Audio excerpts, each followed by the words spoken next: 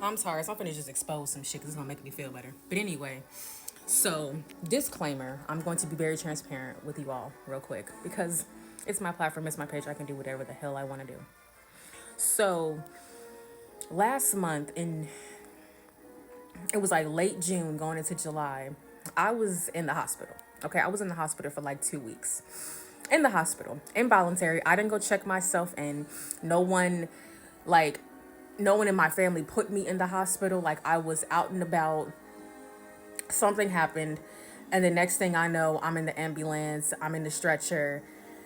They took me to the emergency room. Then they transferred me to another hospital. And while I was in that hospital for 2 weeks, 2 whole weeks, it was 2 weeks, I was not posting any content. I was not online. I was not doing anything. I was like a ghost for 2 weeks because I did not have a phone. Had no access to that for an entire 2 weeks. And let me tell you something. Being in the hospital is a very traumatic experience. It's traumatic as fuck. You come out of there a little bit tougher, but a little bit traumatized. Like you do. Like that shit roughs you up. Like that shit'll really fuck you up in there because when you're in the hospital, you're around so many different people. You're around so many different types of individuals. You're around people that are sane and you're around people that are insane. And you realize that there are a lot of people that are in the hospital that don't even need to be in the hospital because they're completely sane, but they're just living in this world where people are gaslighting them so much. Then you have people in the hospital that actually are fucking insane. People that are like screaming in your face. People that are like cursing you out. People that are like spitting in your face. And whether like me personally, whether a person has a fucking mental illness or not, you're not gonna fucking disrespect me. You're not gonna come up in my face, disrespect me, and talk to me crazy because I will talk to you crazy right back. Yes, a whole different version of me came out of me when I was in that hospital. It toughened me up. So yeah, I did my time. I did my time.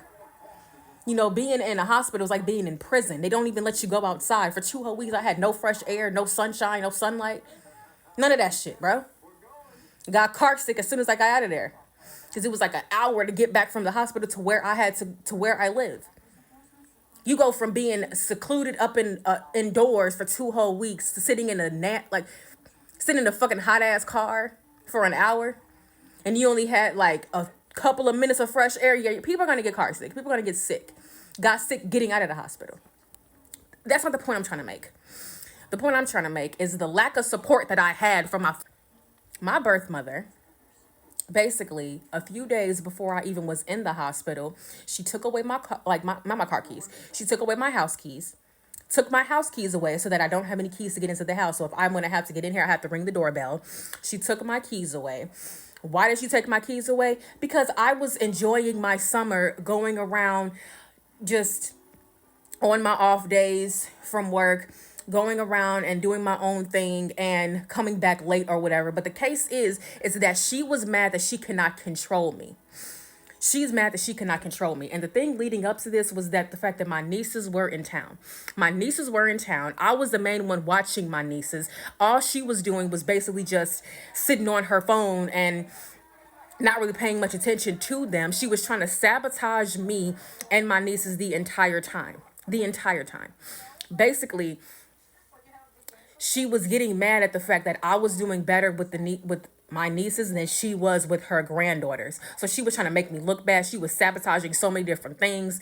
She's trying to contradict me in front of the girls. She's trying to basically battle with me and argue with me in front of the girls. And I'm like, we're not about to sit here and argue in front of these babies. Stop. Like I had took my nieces up to the grocery store to get them some groceries with my link card. And then what she does is I take everything inside, right? What she does one day is she gets this Aldi bag and everything that I got from Aldi, she puts it in the Aldi bag, puts it in the trunk of her car and let it sit there so everything got hot. But I knew I took all of that stuff and it was like meat, it was other stuff that needed to be refrigerated. She put it back in the trunk of the car just to make me look bad, just to make it seem like I forgot the stuff and I'm irresponsible and I'm this and yada yada. When I know it's like you're gonna spend that much energy being catty, being petty, taking all of the groceries that I got from Aldi and putting it in the Aldi bag, taking it out of the refrigerator, out of the cabinets, put it in the Aldi bag to put it back in the fucking trunk of the car just so you can say, oh, well, your auntie, she left this here. She's irresponsible. She's not responsible enough to take care of you.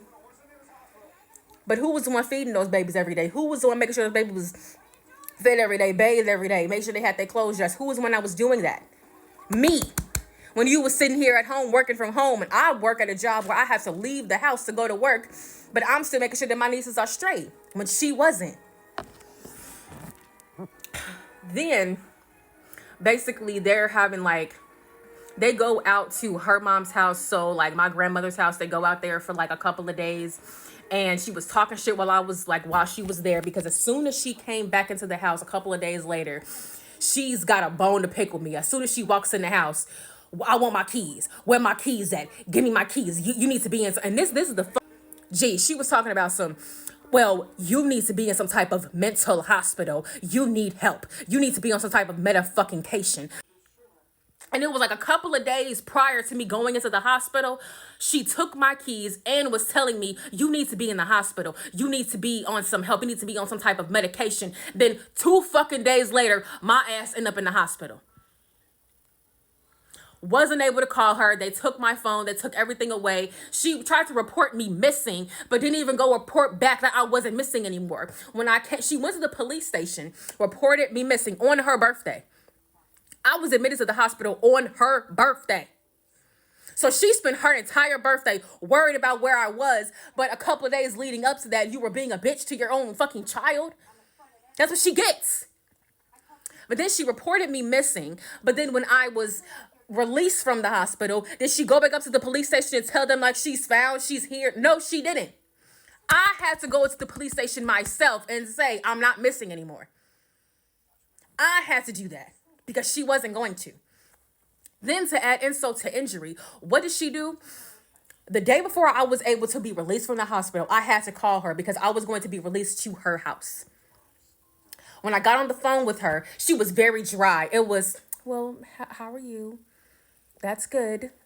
Very dry, not genuine at all. And then I go, well, they're going to release me from the hospital tomorrow, so I'm coming back to your house. Well, you need to know that there's going to be some ground rules that you're going to have to follow. Why are you doing this?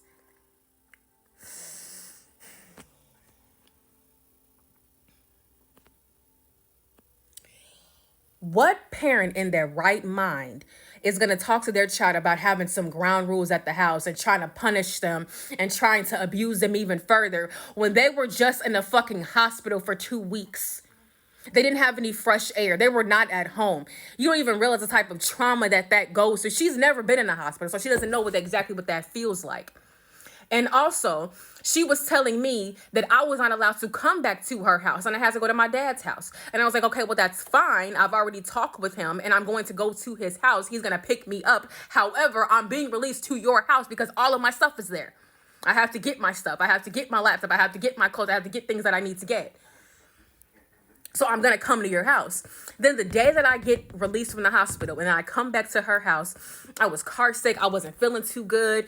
She's very dry. She's, oh, hey, how you doing? Like, not even a, hey, how you doing? Just the, oh, unlocks the door, opens the door for me, and barely was asking about how I was feeling. Was I okay? Wasn't asking about my well-being. I had asked her, I was like, would I be able to just stay like just one day and he come pick me up tomorrow? Nope. Get out of my house. You're going to be gone. You're not going to stay here. My phone service was turned off because I wasn't able to work. Did they try to help me put that phone service back on? No. Money was tight for me. Did they help me out at any point? No. Barely. I may have got a dub off of her, but that's it. I was telling about how I was struggling, wasn't even offering to help. You have to be a very mentally ill type of parent to think that the very thing that you should do to your child after they get out of the hospital is abuse them even further. I've been holding this on my chest for the longest, but fuck it, I gotta expose it because I was wrong.